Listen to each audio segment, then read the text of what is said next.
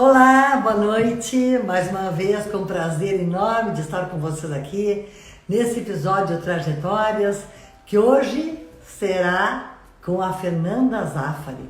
Pois a Fernanda Zaffari é jornalista com mais de 20 anos de experiência em comunicação pela Universidade de Londres. É correspondente internacional da Rede Bandeirantes no Reino Unido. É também colunista da TV Bandeirantes, Band News e Rádio Bandeirantes News FM. Vive há 8 anos em Londres. Oi, querida! Oi, querida, tudo bom? Boa noite, boa tarde, bom fim de Tudo tarde bem? aí. Final de tarde para nós aqui. Boa noite para ti aí. Obrigada por estar aqui comigo mais uma vez.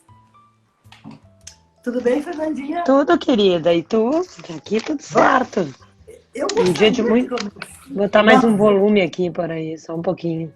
Você Pra tá te aí? escutar. Agora sim. Olha só, me conta uma coisa.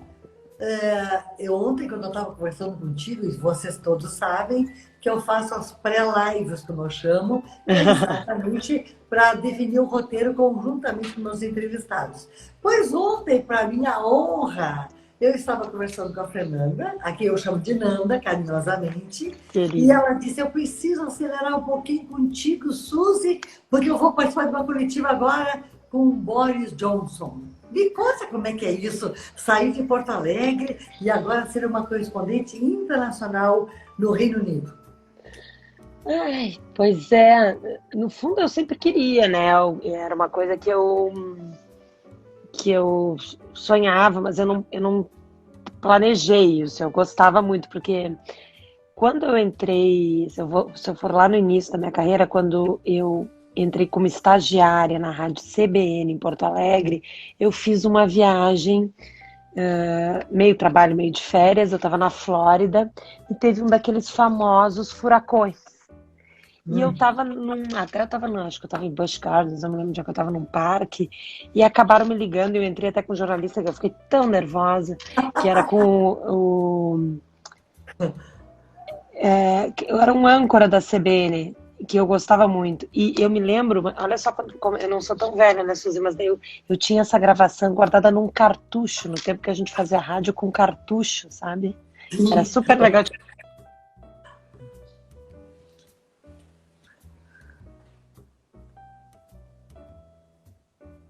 Olá. O que aconteceu? A conexão da Fernanda? O problema aqui? Vamos segurar um pouquinho. Tá caindo? Nanda, deu uma Oi, congelada, deu uma congelada. vamos lá, vamos lá. Eu estava me falando da época do cartucho, vamos ver. Do cartucho. E Isso. aí, então, depois a minha carreira foi para outros lados, muitas outras coisas, né? Mas o que acabou acontecendo é que eu acabei vindo morar em Londres, é a segunda vez que eu moro, e eu achei que eu não ia mais trabalhar assim com o hard news, mas as coisas foram acontecendo e porque acho que tem dois tipos de estrangeiros que moram assim, né, expatriados, né? Quem gosta de cortar relações e vive no outro país, e quem fica que eu acho que é uma situação mais difícil, que fica com dois corações, com um pé lá, outro cá. Então eu tenho essa relação com a família, eu faço questão de voltar quantas vezes eu posso ao Brasil e falo todo dia com amigos, falo com a minha família sempre, e aí essa conexão fica mais forte, que a minha relação de trabalho é com o Brasil. Então eu tenho que viver horários do Brasil, então isso eu acho muito gostoso. Mas eu acho bacana, porque um correspondente internacional tem que passar muito da sua experiência, né? Tem que passar muito do que Claro. está vivendo e do conhecimento que é a cultura local. Então acho que o que eu posso é unir essas duas coisas, né? Que eu gosto muito, essa curiosidade da vida e da experiência que é estar fora, com, claro, com o noticiário internacional, porque hoje, da primeira vez até que eu morei fora, hoje é muito diferente, né? Antes, imagina, antes você não conseguia assistir um telejornal de fora, um canal no exterior, receber uma revista. Imagina, os meus amigos viajavam e pediam, me traz, por favor, o jornal tal, a revista tal. Hoje você tem É tudo isso. de qualquer lugar do mundo, né? Então, o que que a Claro. gente tem que ter, dar um diferencial? O diferencial é essa vivência que a gente tem, né? Isso que só o olhar de quem está aqui que isso que eu acho que é o fascinante do jornalismo, esse repórter, o reporteiro mesmo, que a gente olhar, observar e contar essa história. Uma das coisas que eu observo em ti, eu comento sobre isso contigo, é que tu falas naturalmente sobre os fatos, Eu mas falo tem um muito, né, ingrediente. Suzy? Não, tu fala natural, mas assim, tu contextualiza o fato. Eu acho muito interessante porque o teu português é um português fluido, e eu te comento sobre isso, né? Tu tem memes, aquelas linguagens trancadas, do né, pois é, aquela coisa toda, mas os teus comentários, eles vêm recheados de singularidades que eu acho que tem muito a ver com a tua projeção pessoal, com a tua percepção do fato. É fácil fazer isso? Não precisa ter muita coragem? Que tipo de estrutura tu Eu tem que acho ter que para fazer foi. isso? Sabe que até eu tava. Me fascina assim, muito a história de pessoas, né? E eu li tanto, tive contato e entrevistei tantas pessoas interessantes que aquela coisa do síndrome do impostor, ou pessoas que tinham grande projeção e se diziam assim, muito ou inseguras ou não conseguiam, né? Não acreditava que eu tinha chegado lá, né? Dizer, uma pessoa que eu fiquei muito impressionada foi, eu entrevistei 2 vezes a Hebe Camargo, que é a grande rainha da televisão brasileira, né? E a Hebe não tinha todas as certezas, sabe, a respeito do trabalho dela. Ela sempre quis provar que ela podia ser uma grande comunicadora, e ela era, né? Uhum. Mas, então eu quero dizer, assim, acho que as coisas foram acontecendo, e quando eu comecei a trabalhar e começaram a me pedir a cobertura do Brexit, era algo que eu já acompanhava com muito tempo, eu apostava muito, e quando a gente. Isso é muito ingrato sempre para jornalista, a gente fica tentando vender a pauta para o editor, e o editor lá em Porto Alegre, sentado numa cadeira, acha que vale ou não vale, né? Nunca compra muita versão. Eu me lembro que a primeira coluna que eu fiz para Zero Hora, numa época que eu estava fazendo uma coluna para Zero Hora, eu fazia uma página de Londres e o Dinho fazia, o Fernando Echeberro, querido, uma página de Paris. Foi sobre o Brexit, era um assunto que as pessoas, que isso, olha, tá tendo esse referendo, isso aí vai ser. Eu fui ao parlamento, entrevistei um parlamentar, entrei lá na casa, sabe, no parlamento britânico, mas as pessoas não deram muito tamanho da história. O que foi acontecer, né? Alguns meses depois, realmente aconteceu o que muita gente apostava que não ia acontecer, que o Reino Unido saiu da Comunidade Europeia, né? Votou pelo Brexit. Mas, eu acompanhava muito, e aí eu comecei a fazer muitos boletins para Band News TV. E alguns dos âncoras, que hoje, queridos, é engraçado que eu não conheço pessoalmente, mas que a gente se relaciona lá, me puxavam e me perguntavam, aquela coisa, você combina assim, Fernanda, vou te perguntar como vai ser a votação de hoje à noite do parlamento. Eu dizia, ok. Aí me perguntava isso, me perguntava outra coisa, me perguntava assim, 5 perguntas, e eu fico pensando, no início eu ficava meio insegura, eu dizia assim, nossa, a gente nem combinou, eu meio que gaguejei, eu falei pra cá, pra lá, né? E foi tendo uma troca, eles foram gostando, e acho que eu fui criando uma confiança também. E depois eu comecei a ver que realmente, quando eu comecei a fazer essa leitura, que eu tinha que apostar no que na minha visão, não como comentarista, não é isso, Pois é. mas como eu fazia a leitura do cenário aqui, contextualizar que isso é que era o molho, era o diferencial. Aí eu acho que eu consegui desenvolver mais tranquilamente, assim. Me diz uma coisa que eu queria te Eu tô suando. perguntar. Tá 31 graus aqui, dá pra acreditar? Nossa, não acredito! Uma Gente, loucura um dia. e aqui tá horrível de frio, tá uns 8 graus, eu acho que é agora. Fernandinha, me conta uma outra coisa. Olha só, eu te conheço há bastante tempo e sei que quando tu começaste a fazer estágio, tu ainda era bastante tímida. E tinha bastante, assim, uma certa resistência, uma autorresistência de uma exposição maior. Nos conta, melhor dizendo, como é que foi esse caminho da Fernanda mais tímida, mais circunspecta, para a Fernanda hoje, uma correspondente internacional que se expõe com as suas opiniões próprias. Quando eu comecei a fazer jornalismo e eu fiz a faculdade, eu nunca fiz linha de frente. Eu nunca era aquela pessoa, porque já tem gente na faculdade que já está com o microfone pronto, já está com o blazer pronto, né, na bancada. Eu nunca fui essa pessoa. Eu sempre fiquei nos bastidores. Depois eu fiz um programa de trainee na RBS também. Eu não era linha de frente. Eu sempre era nos bastidores. Mas daí eu me tornei estagiária na Rádio CBN naquela época, e um querido colega que hoje, é isso que a vida é muito bom, esses reencontros, né? Então o Felipe Vieira, que é hoje correspondente, âncora na Bandeirantes, Uhum. nacional também, ele era o âncora da Rádio CBN naquela época. Eu era estagiária de produção, bem tímida. E um dia, nunca me esqueço, ele pegou assim, ainda o texto vinha ainda no papel, não tinha laptop. Ele Sim. entregou, ele precisava de alguém, alguém tinha saído tudo, ele entregou, fez assim, baixou o microfone e abriu o microfone para eu falar. E aí? Eu, eu acho que eu não venci a segunda linha, assim. Eu ficava muito nervosa, eu ficava num vermelhão, uma coisa horrorosa. Mas é engraçado eu olhar isso antes, né? Mas eu não era algo que era confortável para mim. Mas daí, aquela coisa, né, Suzy? Eu tive o privilégio de ter grandes colegas e mestres, pessoas que eu trabalhei, se tornaram meus amigos. E então, por exemplo, o Felipe foi uma pessoa que me estimulou muito, tinha o Cláudio Moreto, que era diretor da rádio na época, me ajudava muito. Eu trabalhei com o Rui Carlos Osterman, eu trabalhei com o Ranzolin, eu Nossa. trabalhei com o Lauro Quadros. Então, eu trabalhei com o Cláudio Brito. Uma vez eu tive um erro muito ruim no ar, e eu fiquei arrasada. Nessa época eu era apresentadora do Canal Rural, veja só, também passei. E eu lembro que eu fiquei arrasada, que eu errei, eu tava. E aí o Brito, nunca me esqueço, ele entrou no estúdio e falou assim: Fernandinho, o problema não é o erro, o problema é como você sai do erro. E eu nunca me Uhum. esqueci daquilo, né? E Uhum. é verdade, porque quem faz ao vivo, a gente dá cara a tapa, né?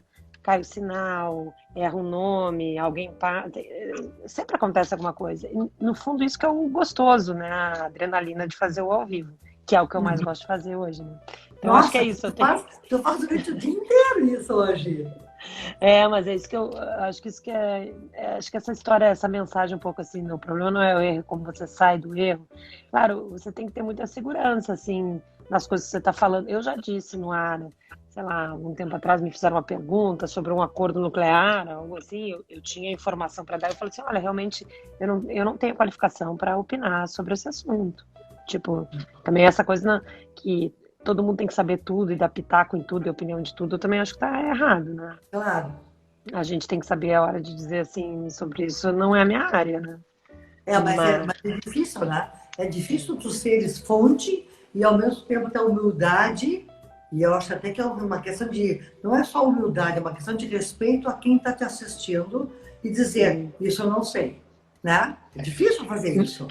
Mas Mas acho muito bom. Eu gosto essa disso. transição do bastidor para a linha de frente é algo não foi planejado para mim, não foi assim, eu quero fazer isso, né? Porque a gente sabe que na faculdade as pessoas já chegam assim, eu quero fazer televisão, eu quero ser apresentadora, eu quero ser. Era algo que eu não tinha e eu gostava realmente de trabalhar nos bastidores. Mas, Fernanda, por que tu fizesse jornalismo? Eu fiquei um pouco na dúvida na época, eu fiz também vestibular para História, então acho que hoje também ser correspondente internacional na Inglaterra, esse país que tem uma história tão incrível, e por isso que eu acho que eu dou esses pitacos, acho que no fundo essas duas coisas se encontraram ali na frente, né? Porque eu acho que Uhum. essa é uma das graças de falar daqui, né? Que é uma cultura tão interessante para você falar, unir o novo com a tradição, essa história na Sim. Inglaterra, Uhum. com esse mundo tão contemporâneo que é uma cidade como Londres, por exemplo, né? Mas aí eu fiquei na dúvida, eu tinha uma grande amiga que era jornalista, que também se chama Fernanda Varga, e aquela história, olha, você é comunicativa, acabei fazendo. Eu não fui uma grande apaixonada pela minha faculdade, tenho que dizer, eu Uhum. não era uma grande entusiasta. Eu também fiz faculdade de administração paralela, acabei não me formando, mas fiz junto. Sei. E eu comecei a me apaixonar mesmo pela profissão quando eu comecei a trabalhar. E eu comecei a trabalhar cedo como estagiária na rádio. Aquele mundo do ao vivo, de colocar no ar. Eu tinha sido bailarina, eu Pois é. adorava. Acho que isso também me fascinou. E me conta uma coisa, e eu ia te perguntar exatamente sobre isso. E a vida da bailarina? Onde ficou? Aí ficou que eu sou uma grande consumidora de espetáculos, né? E tento, de alguma maneira, eu sempre tento vender uma pauta assim, né? Convencer um editor a dizer, olha, tá acontecendo isso, tá acontecendo aquilo. Esses dias eu estava noticiando com tanta empolgação que uma menina brasileira, a Mayara Magri, ela acaba de ser promovida a primeira bailarina do Royal Ballet. E aí eu estava Uhum. dizendo, gente, e eu falei até na televisão, gente, é que nem assim um piloto brasileiro assinar com a McLaren, entendeu? O principal do mundo, é o cara ganhar a bola de ouro da FIFA, sabe? É que a gente não dá proporção, você não tem noção do que essa menina, onde ela chegou, né? Aham. E até eu vou entrevistá-la. E então eu tento sempre, é claro que eu consumo, né, como consumidora, e tento colocar esse mundo das artes aí, algo que eu tento apresentar e de alguma maneira encaixar nos meus espaços. De algo, mas assim, o balé não faz parte da tua vida mais, enquanto Não, não exercício. danço mais. Eu só faço o coque da minha filha para ela ir no balé hoje.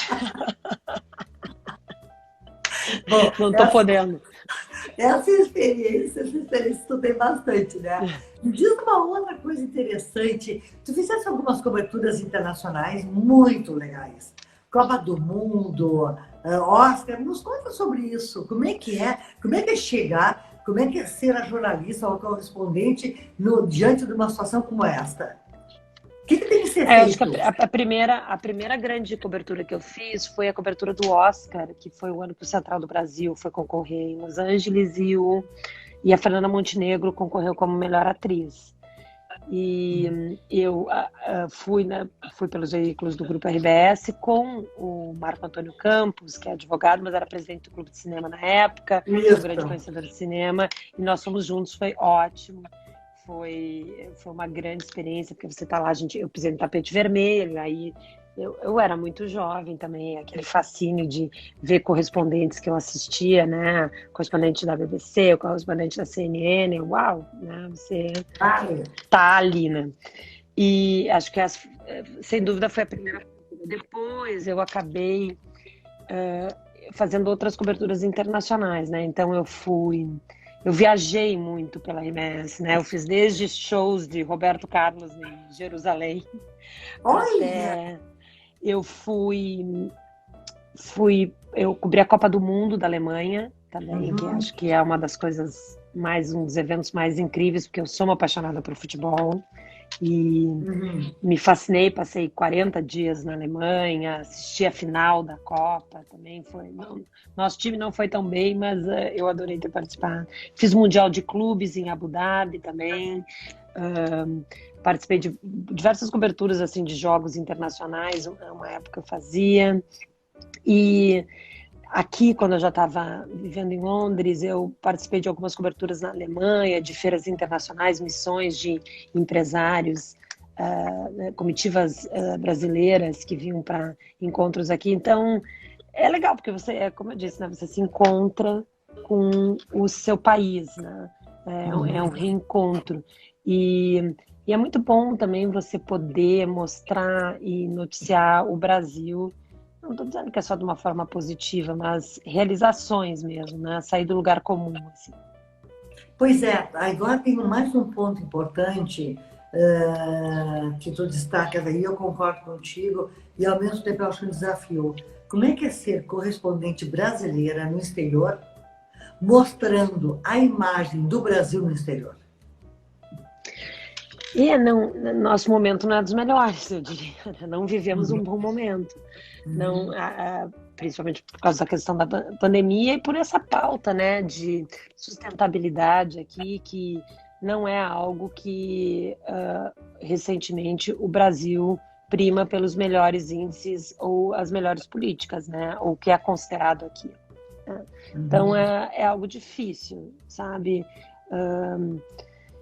Mas eu gosto como eu disse, não é sair do lugar comum, né? Mas se falou tanto em vacinação, né? Tem se falado tanto em vacinação, e eu me lembro que uma das coisas que eu sou integrante aqui da Associação dos Correspondentes Internacionais de Londres, é uma das, se não a associação mais antiga do mundo, né? De jornalistas aqui.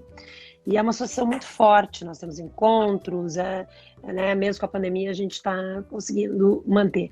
E eu me lembro que uma das coisas que eu estava falando uma das vezes, e eu gosto de falar muito, eu disse assim, olha, o Brasil, por exemplo, o Brasil, quando começar a receber as vacinas, não tem tanto problema de nós sabemos vacinar, nós temos uma estrutura, nós temos campanha de vacinação, algo que nesse país, por exemplo, não tinha.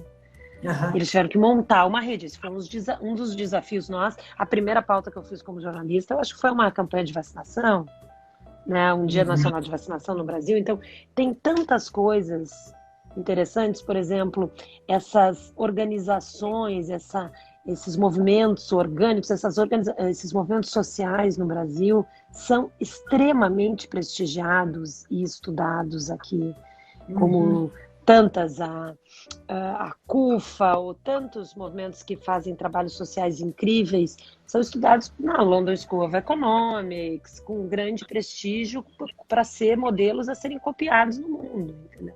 Então acho que tem um Brasil também que de repente a gente não lê tanto quando a gente está vivendo aí, mas que é maravilhoso, né, a gente poder falar. Infelizmente, como eu disse, eu acho que hoje o noticiário é muito negativo, né? Não é nós não vivemos um bom momento, principalmente com essas questões de minimizar a pandemia, né? Mas quem sabe, né, num futuro breve aí a gente consiga retomar, porque é um país que tem um carinho, as pessoas têm um carinho muito grande, né? E tem um interesse. Uhum. Agora me fala uma outra coisa, como é que é chegar, e aí eu quero voltar às coberturas internacionais. Vamos pragmatizar essa situação. Saindo de Porto Alegre, tu chega no Oscar. E aí, como é que faz o tapete vermelho? Ai, tem que ter um pouco de cara dura, coragem. Eu acho assim, acho que primeiro a gente tem que fazer aquele estudo de campo, né? A gente tem que se preparar muito, né? Tem que ler muito, tem que buscar materiais, ver, pesquisar. Você tem que chegar com o dever de casa feito, né? Isso é meio básico, né? E Uhum. acho que é importante também fazer o entorno desse dever de casa, né? Então você não fala só da cerimônia, do ator, do filme, você tem que entender um pouco de Los Angeles, que cultura é essa, porque a Califórnia é interessante. É isso que eu digo, para você na hora H poder contextualizar um pouco, né? Tem que abrir um pouco, não ficar só no que você, não ficar tão especialista no que você está fazendo, né? Uhum. Hoje tem um desafio, hoje tem uma facilidade que para mim já era mais difícil quando eu fiz essa primeira cobertura, que é essa facilidade tecnológica, né? Com celular, Sim. esse fonezinho, qualquer coisinha, você entra de qualquer lugar do mundo. E mais, existe a aceitação desse padrão mais descontraído ou menos rigoroso de você entrar no ar, né? Porque Uhum. antes Deus do céu, né? Você entrar assim segurando ou com um tremido ou a luz não tão perfeita. Aham. Antes não poderia e hoje você tem. Então acho que isso tudo mostrou que o conteúdo é maior do que a forma. Claro que Ah, que é sempre interessante isso. é sempre bom a gente entrar bonitinho, com o cabelo arrumadinho, a luz bonita, o som funcionando, né? Mas o importante é você relatar ali, reportar o que está acontecendo. Então, você tem, claro, na questão do Oscar, foi um planejamento muito grande, porque tinha é um credenciamento muito difícil, você tem que mandar muitos materiais, uma série de regras, podia ficar até tal hora, não pode ficar até tal hora, fica a tantos metros ali do tapete vermelho, fica em qual área, quem atende, quem atende. É um esquema muito profissional. Acho que uma das primeiras lições que eu vi é como é tudo pouco natural e muito planejado, né? Ninguém Uhum. para ali sem querer, né? Todos Uhum. esses assessores de relações Tudo públicas, previsto. tudo está Tá previsto. tudo Então, assim, previsto. não é assim, chegou lá e esticou o microfone, né? E claro, as pessoas falam, as grandes redes têm seus privilégios, os patrocinadores, mas é fascinante você estar no maior evento, né, do entretenimento do mundo, né? Deve ser uma loucura. E a Copa? Me conta da Copa. Também tão exigente quanto o Oscar? A Copa acho que é mais ainda, porque a Copa você faz um mês, né? Você fica trabalhando. Daí tem aqueles centros de imprensa. Eu fiquei mais sediada no início em Munique, onde o Brasil estava, e claro, e tinha um grande centro de imprensa. Você andar naquele, eu me lembro assim, eu ia pegar um café, cruzava com o Maradona, que era comentarista lá de Nossa. uma outra rede. Aí o Falcão estava trabalhando com a Globo, daí eu me lembro que a gente estava conversando, daqui a pouco para o outro para conversar com ele, um grande jogador, entendeu? Então, assim, parece meio um mundo surreal, assim, se você, para quem acompanha, você vê todas essas personalidades, esses ídolos, né, do esporte. Mas é algo muito, muito bem organizado. É fascinante, assim. E o que foi fascinante na Copa da Alemanha é que foi muito bem organizada, então eu viajei a Alemanha inteira, né? O Brasil trocou de sede, ou depois quando o Brasil foi eliminado, então a gente ia pegando, saía de madrugada, pegava um trem, chegava na outra sede, a facilidade de deslocamentos e todo o esquema montado foi incrível mesmo. Eu acho que, por isso de novo, vou relacionar com algo do Brasil, tá? Mas, guardadas as proporções, eu quero dizer o seguinte, a primeira vez que eu cobri o Carnaval do Rio de Janeiro, eu fiquei muito impressionada também. Para trabalhar na Sapucaí, o Carnaval do Rio de Janeiro é muito organizado. Para quem trabalha, é um evento muito bem feito. O que quer dizer organizado? Você tem padrões de credenciamento, de estrutura, de circulação, as coisas funcionam. Aquela transmissão de televisão, imagina se cada um começa a cruzar para um lado e atravessa a avenida, você tem controles rigorosos, as coisas são pontuais, claro, você tem um grande show de televisão, né, ali. E há uma excelente estrutura de imprensa também, é muito bem feito, muito bem feito. Uhum. E aí me conta uma coisa, neste momento em que tu trilha com outro, tu se depara com astros internacionais, né? De diversas naturezas, né? Aí tu vem pro teu mundo, senta numa cadeira, tem um computador na tua frente e tu tem que fazer outras pautas que não são tão glamurosas quanto essa. Como é que é puxar a tua informação? Como é que é puxar a tua humildade, a tua responsabilidade profissional para descer a essa terra? Sabe que isso também como eu te disse, Suzy, eu tive a sorte de ter grandes colegas, grandes profissionais, né? Hoje eu vejo que privilégio que eu tive que conviver com uma grande geração de comunicadores, né? E eu estava ali todo dia lado a lado. Então, uma época eu trabalhei com o Rogério Mendelski. Uhum. E naquela época que o Rogério tinha um canhão, né? Era uma coisa, ele era apresentador da âncora da rádio gaúcha, era algo impressionante. Eu estava recém na faculdade e eu via aquelas pessoas paparicando o Rogério e correndo atrás dele. E era algo assim impressionante, né? Os políticos e empresários. E acho que ele viu a minha cara assim, de que eu estava pressionado um dia e ele me olhou e me disse: Fernanda, não esquece, né? Não é para mim. É pro espaço que eu tô ocupando. Isso não é para mim. Eu não me iludo. E então acho também assim, as coisas se apresentam na frente da gente, as pessoas nos dão bons conselhos ou nos dizem coisas, a gente tem que saber absorver também. Então isso eu nunca me esqueci. Então eu acho assim, o jornalista frequenta lugares, né? Ele vai lá, vive aquela vida ali, olha, observa e volta para casa, né? Aquele não é o mundo da gente, né? A gente frequenta por um tempo para contar para quem não está naquela sala. Então, quando eu vou ao Oscar, não pode todo mundo ir. Eu vou lá, olho, vejo o que está acontecendo e conto para as pessoas. Mas eu não sou parte daquele mundo. Sim, então meio. Muito, muito bom isso, Fernanda. Muito bom. Muito bom ouvir isso. E aí tem outras coisas na tua vida que eu imagino que tu te depare com elas.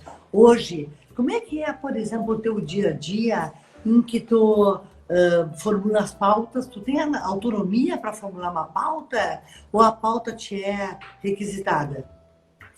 Acho que tem mix, né? A gente já começa... Claro, você cria uma certa identidade, assim, um certo estilo. Tem um noticiário...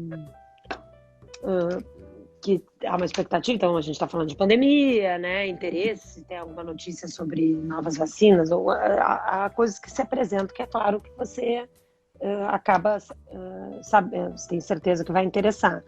Tem uma troca, assim, com editores, né, acho que no Brasil tem um fascínio muito grande. Eu respeito, assim, mas eu não sou tão fascinada. Eu acho que no Brasil tem um fascínio muito grande, não só no Brasil, né, mas pela família real, né. Pois é. Eu acho interessante como instituição, vivendo aqui eu entendo muito mais hoje, né, o que representa isso para a cultura daqui, mas essa história é muito, quem casou com quem, é uma certa preguiça, assim. Mas eu entendo que tem um fascínio grande, né? Claro, uma demanda enorme. Afinal, claro. Um mundo de príncipes e princesas, assim, então isso geralmente eu tenho esse pedido. O que eu realmente não faço muito, ou conscientemente não ofereço muito, é aquela que por muito tempo as pessoas faziam isso, que era o seguinte: o que saiu nos jornais aqui, o que estão falando aqui do Brasil, entendeu? Fazer essa leitura, sempre dizer assim, olha, hoje tem uma manchete falando da devastação da Amazônia. Eu não, eu gosto mais de contar coisas interessantes daqui, que eu acho que vão interessar aí, que podem acrescentar, ou que pode servir de exemplo, ou mau exemplo. Então, por exemplo, isso na pandemia é algo, como nós estamos sempre vivendo o ciclo na frente de vocês, Claro. as coisas começaram aqui antes. Eu gosto de falar assim, e ainda falava esses dias na rádio, dizendo assim, eu faço participações na rádio também, estou contando isso não para dizer que é o certo ou errado que a Inglaterra está fazendo, estou mostrando isso para vocês verem, para quando chegar esse momento no Brasil, vocês terem condições de fazer uma avaliação, ou compararem, ou lembrarem. Eu acho que isso também é um papel que a gente tem de fazer esse relato, porque nessa época dessa desinformação, parece uma bandeira assim meio de ideais, assim, mas eu acho que a função também é a gente fornecer informações de qualidade para as pessoas, para que elas possam aí juntar com outros veículos ou outros locais que elas se formem, e daí formem sua opinião, né? Mas eu gosto de apresentar essas falas. Eu acho que, sabe, hoje em dia eu tenho uma carência brutal de fontes idôneas. Nós que vivemos na área de comunicação e somos comunicadoras porque gostamos de nos comunicar, entendemos a importância da busca da informação para poder fazer a retransmissão adequada. Nanda, hoje é difícil, é muito complicado buscar fontes idôneas. E fontes que saibam contextualizar a informação, sabe? Uma das coisas que eu aprendi enquanto eu fazia TV durante todo o tempo, durante os 20 anos com o Clóvis Duarte, é que o Clóvis Outro grande comunicador, hein, Suzy? Demais. Eu tive era professor, né? Ele era professor de biologia e, no final de contas, tinha o grande programa, o Câmara 2, e ele me convidou e eu participei com ele durante 20 anos, né? Como comentarista semanal com ele. Eu aprendi tudo de TV com o Clóvis, tudo de comunicação, tudo de olhar a pessoa olho no olho, apesar da câmera e apesar da distância, né? Mas o que eu aprendi muito mais com o Clóvis foi a responsabilidade que nós temos quando alguém nos ouve, nos assiste e nos lê. E eu não tenho o direito de dar ali a minha opinião. Eu tenho, me parece, a obrigação de dar a informação, e aí eu posso opinar. Mas depois que eu passo a informação, para que tu tenhas a condição de ter a tua opinião, claro, e não necessariamente a minha, né? Agora, tu traz um assunto que eu acho muito interessante, porque tu te coloca nas duas cadeiras, né? Na cadeira de quem é fonte e, ao mesmo tempo, tu dá um jeito de produzir a tua informação pensando em quem está te assistindo. Como é que é essa coisa de sentar nessas duplas cadeiras? Eu acho que também é viver nesses dois países, né? Eu tenho que pensar assim, vou dar um exemplo, quando eu vou comparar alguma coisa falar sobre o parlamento britânico, a Casa dos Lordes, aqui a Câmara Alta, a Baixa, né? Seria o parlamento, a Câmara e o Senado, mais ou menos aqui, né? Eu tenho que entender bem desse sistema, tenho que entender lá no Brasil e tenho que tentar juntar essas duas coisas para as pessoas, né, proporcionar isso em 20 segundos para as pessoas poderem fazer uma conexão. Tu tem um tempo limite para os comentários? Ou não? Na rádio, geralmente, eu faço um comentário de 2 minutos, alguma coisa. Na televisão, depende dos momentos das entradas, assim, né? Mas os meninos me colocam no ar, a equipe do Band News TV é uma equipe muito querida mesmo. E eu sempre brinco, olha, gente, às vezes eu saio da hora e falo assim, nossa, hoje falei demais. Ele, não, Fê, pode deixar. Então, depende, assim, né? Claro, às vezes eles avisam, mas às vezes a gente faz entradas muito longas, assim, com vários assuntos, né? Com mais de um assunto. Eu tenho uma participação grande com também esses reencontros que eu tô dizendo, né? Eu vou reencontrando com a minha querida amiga Paula Valdez, né? Aham. A Paulinha, nós trabalhamos juntas em Porto Alegre, e daí aquelas coisas da vida, ela é âncora lá em São Paulo agora, e a gente entra. A minha mãe que brinca, olha, tá ficando meio na cara que vocês são os amigos, ela nem te chama de. Ela diz, oi, Fê, Fê, no ar. Eu digo, mas o que a gente vai fazer, né? A gente se conhece há muito tempo.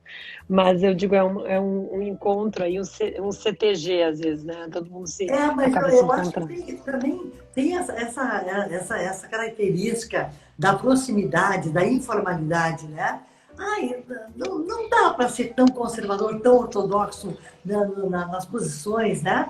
Nos comentários e nos Eu não comportamentos. gosto muito, eu não gosto muito dessa coisa de muito de exposição de vida pessoal, assim, mas eu acho que Tá. uma aproximação, acho que aquilo para criar uma empatia com o teu telespectador, né, para Uhum. aproximar. Então, como eles brincam, eu sempre brinco, agora daqui a pouco eu vou ter que dar receita de feijão, porque eu sempre, quando eles conversam comigo, eu digo, olha, eu disse, quando vocês vierem para Londres, eu vou fazer meu feijão para vocês verem como é bom, viu? Então, assim, acho que um pouco de vida real é interessante, mas eu sou um pouco antiguinha nisso, né? Diria, eu não gosto muito quando a gente vira muito notícia, né? Aham. E, talvez seja essa uma das dificuldades que eu acho que é, de repente, o que eu estou passando mais agora, que aconteceu durante a pandemia, que é uma exposição maior nas redes sociais. Hum. Então, era algo que eu fazia muito mais discretamente, mas daí quando na época do Brexit, ainda no final, mas quando começou mesmo a ficar muito séria a pandemia aqui, acabaram me pedindo, eu comecei a postar mais, começou a ter retorno, e mas, por exemplo, eu não fico mostrando meus filhos, né? Eu Claro. não é, mas é uma questão pessoal. Tenho certeza que a rede é para isso, é para algo muito mais pessoal. Achar esse equilíbrio talvez seja o meu desafio grande. Porque eu concordo contigo, né? As redes é um canal de ampla exposição, mas cabe a cada um de nós driblar e de selecionar o que deseja colocar, né? Ninguém nos obriga a colocar a vida Hum, pessoal. A gente bota porque a gente quer, né? É isso, é. né? Cada Agora, um deixa se expõe de uma maneira. Acho que é uma. Não, eu ia te perguntar, porque tu é mãe, né? E eu gostaria de saber como é que é a tua vida enquanto mãe, junto com a dona de casa, junto com a esposa, junto com a profissional, como é que faz esse pacote todo Ah, é acontecer? uma. É um se vira nos 30, né? Porque tá sendo discreta, né, Suzy? Mas aquele dia, além de eu dizer assim, olha, eu tenho que acompanhar a coletiva do Boris, eu tava tirando meus filhos do banho, né? Eu lembro Tava com a disso. sua. Dizia, fulano, sai daqui. Tava aquela confusão. Claro, a gente tem um lado glamour, um lado bacana de morar no exterior, mas tem um lado, claro, a gente tem bem menos estrutura. Claro. E, por exemplo, se eu quero sair hoje, claro, eu tenho uma rede que me ajuda, tenho pessoas que me ajudam, mas não é a mesma ajuda que eu teria no Brasil. Também por uma questão de custos, aqui os custos são altíssimos para você ter alguém trabalhando para você muitas horas.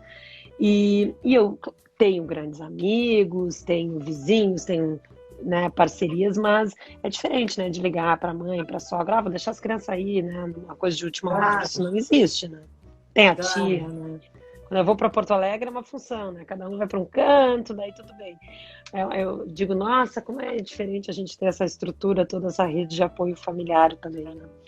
Uhum. Mas é mais sacrificado. Mas eu acho que eu seria. Acho que eu tenho certeza, eu seria uma mãe diferente. Eu sou uma mãe diferente porque eu moro aqui, porque eu fiquei muito mais tempo com meus filhos, né? Fico muito mais tempo. Né? Tem Uhum. um lado bom e um lado ruim, porque a gente fica muito mais no perrengue ali, né? Uhum. Mas na colherada do feijão, vamos lá, né? Na hora do banho, na hora de busca. Mas acho que os pais participam muito mais, então tu, meu marido, te conhece, te manda um beijo, né, Suzy? Outro aí. Ele também, todo mundo participa mais, as crianças. Eu me lembro que quando eu ia de férias para o Brasil, meus filhos menores, todo mundo assim comentava e dizia assim: nossa, como que eles comem sozinho? Como eles são independentes? Eu digo sim, né? Porque enquanto está fazendo uma coisa, tá o prato ali, né? Não tem uma pessoa para ficar assim o tempo inteiro na criança. É diferente, é um outro estilo de vida, né? Não. Eu não gosto de dizer se é melhor ou pior, mas é diferente. Mas vocês estão bem adaptados aí, né? Olha, bom, nós somos britânicos já, né? Súditos da Então, rainha, como eu sou. Mas acho que sim, eu gosto de chá com leite já. Acho que isso é uma boa prova. Mas eu reclamo ainda, eu quero dizer que eu reclamo ainda do tempo, acho que é duro o inverno aqui, não pelo frio, pela escuridão, né? uhum, E acho que, como eu digo, às vezes eu acho que é muito mais fácil a gente se bloquear um lado e se adaptar ao outro, né? Quando a gente opta em fazer o que eu digo que é uma curadoria, então, por exemplo, eu sou uma brasileira vivendo em Londres, né? Eu uhum, não me considero inglesa, assim, absorvi todas os hábitos daqui, né? Tem um pouco de cada, e daí quando eu vou criar meus filhos, vou educar meus filhos, eu faço uma curadoria do que eu gosto de lá com o que eu gosto daqui. Bom, daqui eu tenho que me adaptar para eles sobreviverem também. Eles vivem nessa sociedade, eles têm que ter a estrutura para sobreviver aqui, né? Para se adaptar a essa cultura. Mas tem coisas que eu gosto, coisas que eu não gosto. Quando você começa a fazer uhum, isso, eu acho que é um pouco mais difícil, assim, exige mais. Mas, uhum. como eu digo, morar fora tem todo um lado maravilhoso que as pessoas adoram, mas tem um lado pesado, né? Essa pandemia também tem um lado pesado, porque o que essa pandemia mais tirou da gente é a possibilidade de ir e vir. Então, Uhum, hoje, uhum. alguém pegar um avião, vir para cá, tudo ficou mais complicado, né? Claro, com certeza. Antes era uma questão de custo e disponibilidade. Se você Aham, tinha os recursos e tinha disponibilidade, você podia se deslocar, visitar. Agora não. Agora é uma. Se algum familiar meu quer vir a Londres, dependendo do passaporte, dependendo, tem que fazer quarentena num hotel, né? Ficar 10 dias no hotel, pagar quase 2.000 libras. nossa. Uhum. Tá aqui, ó, Aí, a Leila que no Turistando em Doha, que é uma querida, que a Leila mora em Doha, mas é gaúcha também. Eu aham, gosto de dizer que nos tornamos híbridos culturais. É isso mesmo. é fácil, né? Beijo, Ah, Leila. quem está no Brasil neste momento olha para vocês que moram no exterior com um certo glamour, né? Ah, que legal, a Nanda mora no exterior, que vai em Londres e tal. Como é que é morar no exterior?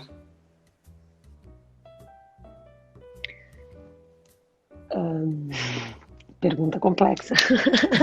Ah, acho que depende de que setores a gente está falando. Então, vou dizer, por exemplo, Londres não é uma cidade fácil. Londres é uma cidade Não é? dura. Não, uma cidade. Ela tem uma qualidade de vida bacana. Você tem coisas de cidade pequena, de vida de bairro, que eu acho que é super interessante. Eu tenho o meu açougue, a minha padaria, o meu leiteiro, né, o mercadinho da esquina. É impressionante. Eu moro numa cidade como essa e tem uma vidinha de bairro. Né, eu cruzo É? na rua com a minha vizinha, é uma vida de bairro. Aqui na minha rua, todo dia de manhã tem gente que recebe a garrafa de leite fresco, né? O leiteiro larga o Nossa. leite, coisas assim. Aí tem Uhum. a peixaria aqui do lado, que eu passo, converso com ele, ele me diz qual peixe que chegou. Então você tem uma vida de cidade pequena numa cidade como essa. Mas ela é uma cidade muito dura, muito competitiva, né? Uhum. Muito eficiente, então que isso te cobra um preço, é um pouco cansativo. E Uhum. agora, se você vai pegar por outro lado, que é algo que aí sim eu acho que justifica um pouco as minhas escolhas e por isso que eu sobrevivo melhor aqui, é uma cidade com uma vida cultural quase incomparável com qualquer outra cidade do mundo. A gente pode, de repente, comparar com Nova York, mas há quem diga que seja ainda mais incrível aqui as opções. Então, para quem consome isso e a gente tem acesso a isso, é realmente fascinante. Uhum. Mas se a gente vai entrar também, eu tenho filhos pequenos, né, em idade escolar, é um sistema de educação muito rígido e muito competitivo, que eu acho que com filhos pequenos eu me questiono um pouco, tento blindá-los um pouco, porque é a história que eu disse, eles têm que sobreviver esse sistema, mas eu acho que eles têm direito a uma infância de brincar também, né? Porque se a gente não brinca Uhum. quando a gente tem 8, não vai ser com 15, né? Uhum. Melhor não, né? Então, vai brincar de outra coisa com 15, né? Claro. Mas é muito competitivo, é extremamente baseado na meritocracia. Eu sempre brinco que foi algo que me impressionou muito, porque eu não tive experiência com meus filhos em escola no Brasil. Mas logo que eu estava grávida, eu vim com meu filho com 1 ano e meio e logo depois engravidei da minha filha. Uhum. Aí aquela história, vai ter o segundo filho, coloquei ele numa escolinha aqui e fomos eu e o Tum na primeira reunião dos pais, né? Uma criança pequena. E aí sentamos na frente da professora e aí eu fiquei um pouco surpresa, porque ela disse, não, tá tudo bem, ele tá aprendendo inglês, ele tá fazendo isso, tá fazendo aquilo, papapá. E só que é o seguinte, ele não coloca o casaco sozinho. Eu fiquei olhando, eu fiquei esperando a risada, porque eu achei que tão bizarro, porque eu achei que era uma brincadeira. Ela, não, a senhora não entendeu, isso é um problema para a turma. Ele tem 2 anos e meio, ele tem que conseguir colocar o casaco sozinho. A senhora tá, tipo, eu estava falhando nisso, que eu não tinha treinado, aí ele colocou, por quê? Faça chuva, faça sol, pode estar nevando, as crianças vão pro pátio sempre aqui. Então tem a filhinha das Nossa. crianças, imagina, tem que botar casaco, gorra, luva em todas as criancinhas, precisa de 20 professores. Então Uhum. é um dos skills aí, uma das habilidades que as pessoas têm que ter. Uhum. E aí eu me lembro que eu fiquei com aquela memória, assim, eu digo, não, a criança muito bem, mas se 2 anos e meio ela não põe o casaco sozinha, temos um problema. E então são adaptações assim que você tem que fazer, mas são características, essa independência eles cobram muito. Então, vou dar um exemplo, mesmo crianças muito pequenas aqui, o dia que você tem educação física, você vai sem uniforme, porque você tem que aprender a tirar o uniforme e se vestir, independente. É algo, sendo que o uniforme aqui é com gravata. Então, você imagina uma criança de 5 anos tirando a gravata para depois botar roupa de educação física. São diferenças culturais. Você vai entendendo. Eu me lembro o primeiro dia que eu larguei Ah, meu filho na escola, que ele tinha que ir de gravata, ele dizia, mamãe, dói minha barriga. Claro, ele queria dizer que estava com desconforto, a gravata estava aqui, não estava na barriga. Mas hoje sim. ele já usou mais gravata na vida que meu marido, sem dúvida nenhuma. E ele nem nota. Hoje eu fui buscar Sim. ele na escola, ele queria jogar futebol, eu digo, filho, tira a gravata. Ele, mentira, ele fica bem feliz jogando no pátio. Então, a gente se adapta, né? Tô dando um Claro. exemplo assim simples, mas eu acho que é um pouco assim, falei da dureza da cidade, da vida cultural interessante, mas essa vida escolar é algo muito diferente para a gente, né? Tem que para essa Mas, adaptação. e aí, guardando as proporções, morar numa cidade bastante competitiva, como é que é a tua atitude diante disso? Porque, afinal de contas, hoje nós temos Fernanda Zaffari, correspondente internacional. E aí, como é que a Fernanda Zaffari subiu ao estágio de ser a correspondente internacional de uma grande rede de TV, de comunicação? Ah, eu acho que é uma responsabilidade, né? Acima de tudo, né, Suzy? Né, todo dia a gente se expõe, transita em diferentes assuntos. É, acho que para mim tem um desafio excelente, porque quem está correspondente, claro, a gente tem algumas facilidades dos assuntos que a gente transita, o que a gente gosta, o que a gente tem mais conhecimento. Mas, como correspondente internacional, você tem que, se amanhã disser assim, olha, o cara vai ganhar medalha de ouro agora nas Olimpíadas de salto à distância ou de tiro, alguma coisa, algo que não é, eu vou ter que ir atrás, me informar, saber o histórico do rapaz, entendeu? Eu vou ter que. Então, tem sempre um desafio grande, né? Eu tive sorte porque eu gosto muito de, não só de reportar a política em si, mas eu gosto de entender, eu gosto do lado humano da política, né? Porque no final quem faz política são pessoas, né? Para as Claro. pessoas. Então, essa parte da pandemia tem me fascinado muito. Desde o início eu estava dizendo, né? É uma crise de saúde que virou uma crise econômica, mas é uma grande crise de comunicação, Uhum. um desafio. E esses homens, independente das ideologias, dos planos de governo, foram colocados em situações que nunca esperavam e não estavam preparados, né? O Boris Johnson, ele era o cara que ganhou com uma grande maioria folgada a vida dele, era assim, ó, ele ia ser uma vida mansa, ele ia fazer o Brexit, que, claro, nunca ia ser fácil, mas ele era com grandes bandeiras de reformas, de modernizações do Estado aqui, ele foi patrolado, foi devorado pela pandemia, tem os piores índices da Europa. E mesmo agora, sendo o país que primeiro começou a vacinar, está sob fortíssima pressão. Né? E o fascínio de entender também, sempre eu sou de uma geração que sempre viveu no Brasil, falando assim, o Brasil ia ter solução se virasse parlamentarista, né? O problema é que era presidencialismo. Quantos anos se falou disso, né? Hoje, eu vivendo um sistema parlamentarista aqui, a gente não tem a mínima chance com os partidos que a gente tem, né? As estruturas, o jeito... a maneira que se governa aqui é muito diferente. Tem uma necessidade de uma carga cultural que os ingleses têm, que nós vamos ter que ainda trilhar esse caminho, se for, né? Se fosse isso que fosse resolver, que eu acho que não é totalmente isso. Mas isso é muito fascinante. Então, eu ganhei de presente aí, de alguma maneira, né? Trabalhar com assuntos que eu gosto muito, que foi toda essa novela do Brexit, que eu adorava e adoro ainda, e acho que nós vamos falar durante muitos anos. E esse desafio incrível para políticas públicas da pandemia. E agora está tendo uma discussão aqui muito grande sobre o papel do Estado, o limite, né? Já se passou daquele primeiro momento do desespero, até que ponto, né, o Estado, você vê, né, a gente está votando em pessoas que olharam para a gente, em algum momento disseram assim, você não pode sair de casa, o seu filho não vai mais para a escola. O que é isso, né? Que poder é esse que a gente entregou para esses homens públicos? Que pessoas são essas? Isso, eu acho que isso me fascina muito. Nanda, não respondi nada que tu perguntou, né, Suzy?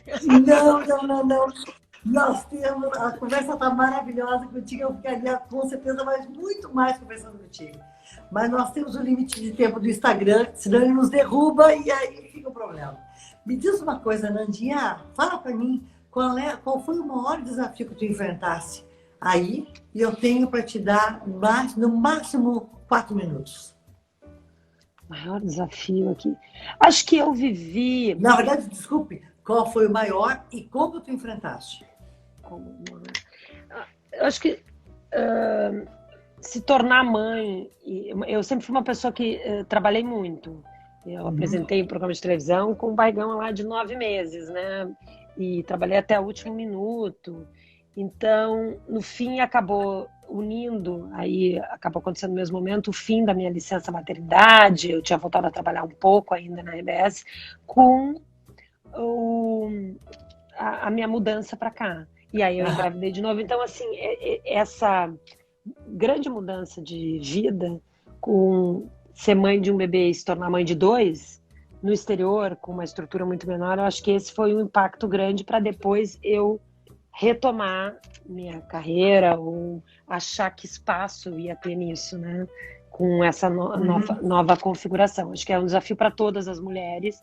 Para mim, claro, foi um pouco maior, porque eu tinha que também fazer uma reinvenção profissional, porque eu tinha mudado de país.